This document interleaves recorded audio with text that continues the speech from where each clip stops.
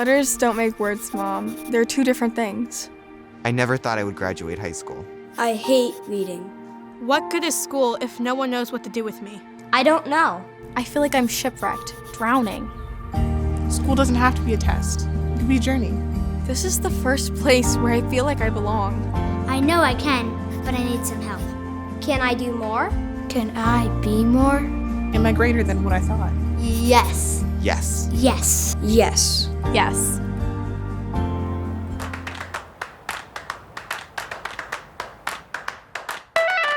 Are there too many stories to tell? Yes. And did everything always go perfectly? No. Did students always come first? Always, every day, 1,000 times over, students always came first. Landmark is the landmark today that it was on day one, because we never altered the mission. We kept pushing the mission, and we kept understanding increasingly better practices to work with every kid who walked through the door. Landmark on day one and Landmark today are the same landmark.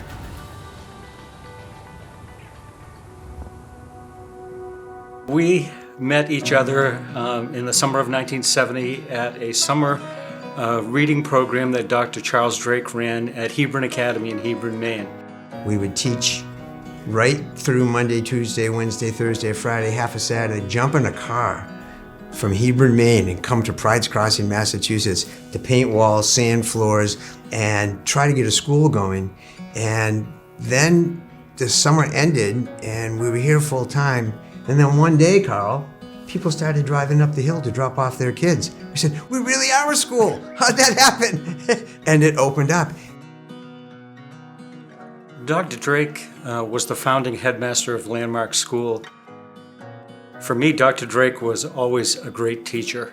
I mean, he had such charisma and such a depth of knowledge about dyslexia, and wasn't afraid to discuss it from his own personal experience, but also from the principles and practices that he had developed.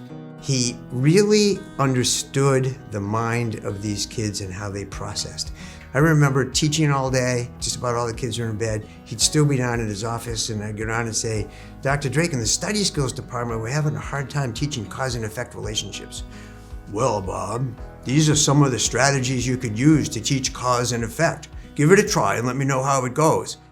So the next day we'd implement some of these strategies. Like, Dr. Drake, that was great. Well, then go to milk break tomorrow and tell everybody about those strategies. They're gonna be good.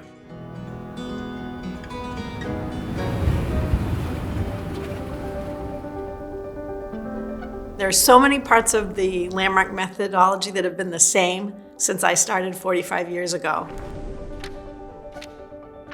When I think about what stayed the same, it's the emphasis on literacy and language that has to be pervasive throughout the whole program.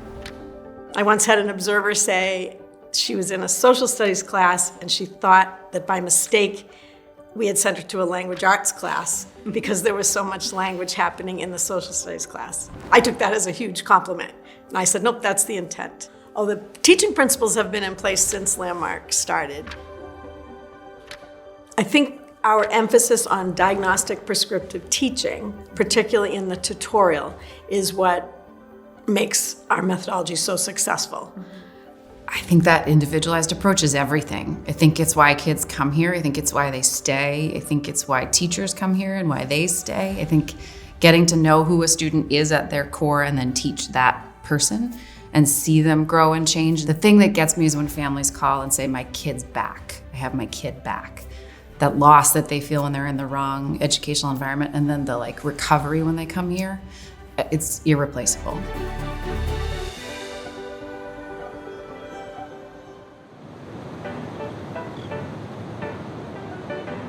"50 years ago at Landmark, teachers saw lives being changed right in front of their eyes.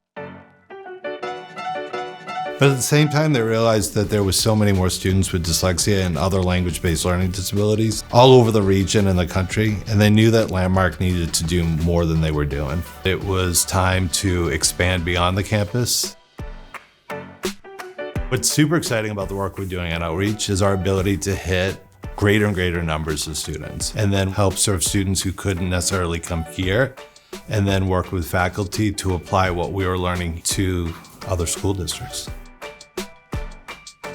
Over the last 50 years, Landmark School's footprint has expanded and developed in so many ways. In 1971, there was one campus, and that was 412 Hale Street. No other campus, no other properties of 127. And we went from 3 buildings to 37 structures here. I'm building classrooms that are small. They're for eight kids, not for 25. We build our buildings custom, and we make renovations custom to our students.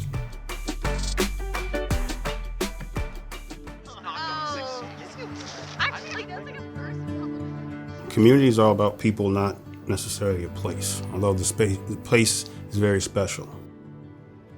From the residences to the playing fields, classrooms, the stages, our community always comes together to support each other.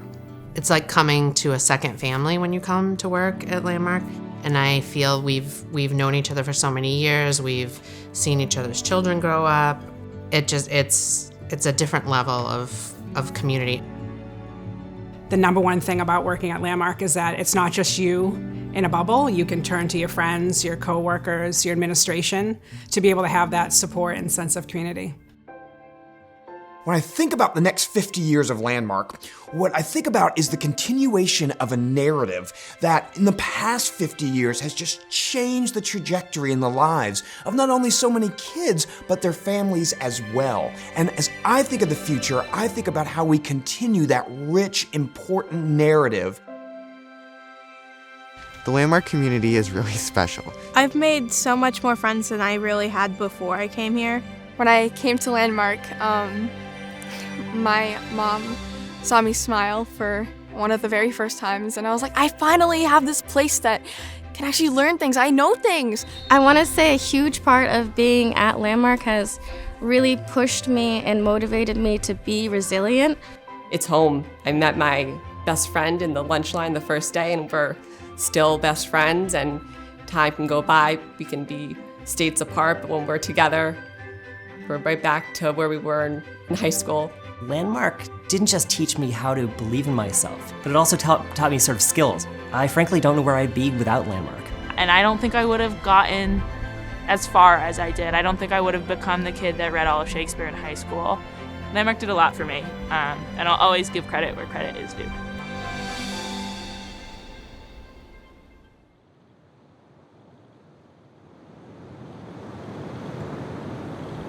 I was shipwrecked, barely treading water.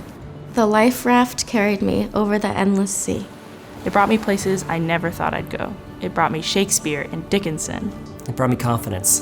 It brought me self-assurance. It brought me mentors, educators who shaped who I am and was. It brought me family, connections that will last a lifetime if I nurture them. It brought me peace, strength, failure, and guidance. Each one essential. Yet the life raft is only meant to carry me so far. Land within view, maybe a mile away, maybe farther. I had to start swimming. Knowing where the life raft brought me will aid me in this final mile. The life raft has left me now, heading back to sea. There are others. At new shipwrecks, so familiar they're almost my own. I don't know them, and they will not know me. But the life raft will. It will carry them until they too can start swimming. Joining in this final mile.